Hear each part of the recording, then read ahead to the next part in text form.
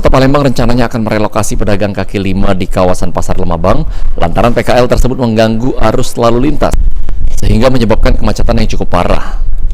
Menanggapi hal tersebut, Haris, salah satu pedagang Pasar Lemabang, mengatakan dirinya setuju saja jika para pedagang akan direlokasi. Namun pemerintah Kota Palembang harus menyediakan lapak pedagang yang baru untuk bisa berjualan lantaran para pedagang berjualan untuk memenuhi kebutuhan hidup sehari-hari. Kan pemerintah Kota Palembang bakaran relokasi Pasar Lemabang ini, kayak mana Kak tanggapannya? Ya, kalau kami ini setuju Pak, di mana tempatnya. Yang penting ada tempat Pak, yang penting baca cari makan gitu kan. Itu baca biaya buka sekolah itu Pak, cuma yang seandainya ada pindahan pasar itu cari tempat lain, ya lokasi ini mana itu naruhnya kami kira-kira itulah. Yang penting ada, mana yang bagus sih Pak. Yang penting ada tempatnya. Ya, yang penting ada tempatnya.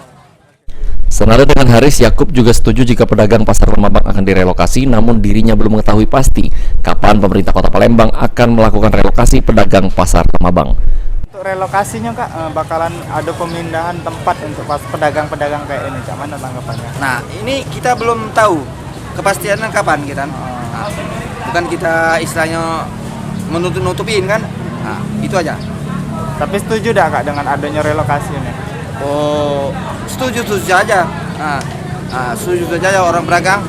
Jadi pemerintah lemah, rakyat senang. Nah, gitu aja. Eki Saputra, PAL TV. Saya kuliah kan langsung